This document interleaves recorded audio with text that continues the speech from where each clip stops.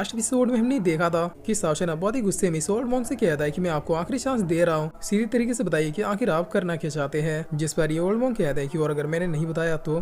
तब साशन अपने हाथों को रेडी करता हुआ इस ओल्ड मॉन्क से कहता है कि मेरे पास सच बुलवाने के और भी तरीके हैं। जिस पर ये ओल्ड मॉन्क कहता है कि आजकल के बच्चे भी ना यंग एज में आते कुछ ज्यादा ही एरोगेंट और स्टूपिड हो जाते हैं। उन्हें लगता है कि वो एंशिएंट सुप्रीम्स के सामने भी अपने छोटे मोटे ट्रिकों को दिखा सकते हैं, लेकिन तुम्हें ये पता होनी चाहिए कि मेरी उम्र 1000 साल से भी ज्यादा है और इन 1000 सालों में मैंने तुमसे भी बड़े बड़े सुरमाओं को देखा है। इसलिए अब यहाँ पे सिर्फ मैं सवाल पूछूंगा और तुम उसका जवाब दोगे। जिस पर साशन कहता है कि मानता हूँ कि आपने मुझसे भी बड़े बड़े सुरमाओं को देखा होगा, लेकिन मैं ये गारंटी देता हूँ कि आपने मेरी तरह कभी भी किसी को नहीं देखा होगा। और ये कह साशन अब फॉर्म में आते हुए सीधे अपने एंशिएंट वेलर को एक्टिव कर देता है। तब ये देखे ये मौका बहुत ही शौक होती हुई कहता है कि आखिर तुम हो कौन, तुम्हारा और इतना स्ट्रॉन्ग है कि अब तुम इमॉर्टलिटी को भी अचीव कर सकते हो, मगर 9 रिलम में इतने टैलेंटेड कल्टीवेटर कब से जन्म लेने लगे। जिस पर साशन कहता है कि अगर आप इस शौक से उभर चुके हैं तो आप सीधी तरीके से बताइए कि आखिर आप करना क्या चाहते हैं। तो अभी ओल्ड मैन अपने मन में सोचते हुए कहता है कि आखिर ये नौजवान है कौन जिसके पास इतनी क्षमता है कि अब इमॉर्टल रिलम में भी एंटर कर सकता है। मैंने अपनी पूरी लाइफ में आज तक जितने भी सुप्रीम्स को देखा है उनकी ब्रेक थ्रू करने की मैक्सिमम लिमिट सुप्रीम लेवल के पीक लेवल तक ही है। लगता है जब मैं 9 रिलम से गायब हुआ था तो मैंने बहुत कुछ मिस कर दिया। और अब यही सब सोचते हुए ओल्ड मॉन्क को अचानक से कुछ याद आता है, जिसके बाद ये ओल्ड मॉन्क साशन से पूछता है कि तुम एक फिजिकल कल्टीवेटर हो तो इसका मतलब क्या तूने एंशिएंट बॉडी टेम्परिंग मंत्रा को प्रैक्टिस किया है। तब साशन भी यस में इशारा करता है। जिस पर ये ओल्ड मॉन्क फिर से पूछता है कि क्या ये फॉर्मूला तुम्हें तुम्हारे मास्टर ने दिया है। तब साशन कहता है हाँ ये फॉर्मूला मुझे मेरे मास्टर ने दिया है,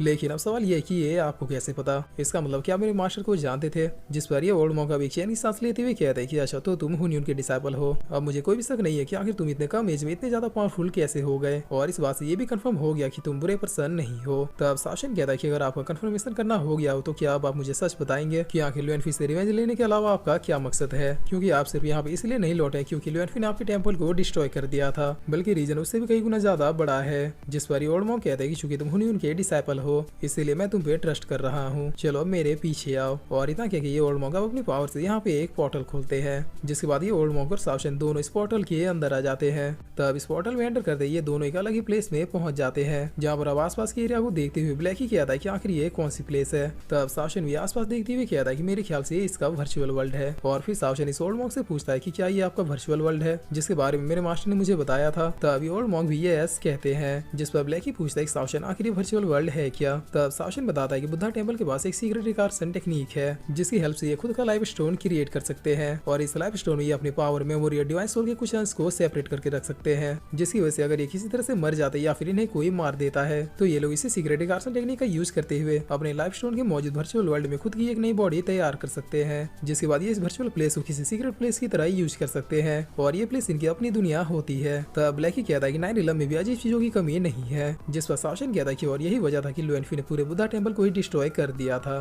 ताकि ये सीक्रेट रिकर्सन वाली टेक्निक खत्म हो जाए और दोबारा से उसके अलावा और कोई भी रिवाइव ना होने पाए। जिस पर अभी ओल्ड मॉन्क अपनी पावर से साशन कुछ दिखाता है, जहाँ पर ये तीनों एंशिएंट सुप्रीम जिनके पास अलग अलग एलिमेंट्स की पावर थी, ये तीनों सुप्रीम किसी से फाइट करने के लिए अपनी सेना के साथ खड़े थे, जिसे देखकर साशन कहता है कि ये तो वही एंशिएंट सुप्रीम है जिनके कॉफिन से हमने उनके ट्रेजर्स को लिया था। तब ओल्ड मॉन्क कहता है कि मैंने कभी ये सोचा नहीं था कि इन एंशिएंट सुप्रीम्स को भी कोई इस तरह से मार सकता है। जिस पर साशन अपने मन में सोचते हुए कहता है कि फाइनली अब मुझे पता चल जाएगा कि आखिर ये सुप्रीम मरे कैसे थे। और अब हम देखते हैं कि तीनों एंशिएंट सुप्रीम अपनी सेना के साथ व्हाइट स्कल ड्रैगन के रियल फॉर्म से फाइट कर रहे थे। तब ये देखकर साशन बहुत ही शौक होते हुए कहता है कि क्या इन सारे एंशिएंट सुप्रीम्स को उस व्हाइट स्कल ड्रैगन ने मारा था। जिस पर अब ये देखे ब्लैक ही बहुत ही गुस्से में कहता है कि इसकी तो मैं। तब ये ओल्ड मॉन्क ब्लैक की ओर देखते हुए कहते हैं कि क्या ये डॉगी। जिस पर साशन कहता है कि हाँ मेरा ब्लैक ही भी आउटर रिलम से है और इसी व्हाइट स्कल ड्रैगन ने इसके पूरे क्लैन को खत्म कर दिया था। तब ये ओल्ड मॉन्क कहता है कि वो तो अब मुझे पता चला कि आखिर क्यों मैं इस डॉगी से आउटर रिलम के ऑरा को फील कर पा रहा था। जिसके बाद ये ओल्ड मॉन्क इस व्हाइट स्कल ड्रैगन के बारे में बताते हुए साशन से कहते हैं कि ये व्हाइट स्कल ड्रैगन पूरे आउटर रिलम का किंग है, इसकी पावर और स्टैंडिंग आउटर रिलम के भी बियॉन्ड है। इसने आज तक ना जाने कितनी ही दुनियाओं को तबाह किया, मगर एंशिएंट टाइम से लेकर अब तक कोई भी ऐसा पैदा नहीं हुआ जो इस व्हाइट स्कल ड्रैगन के पावर्स का मुकाबला कर सके।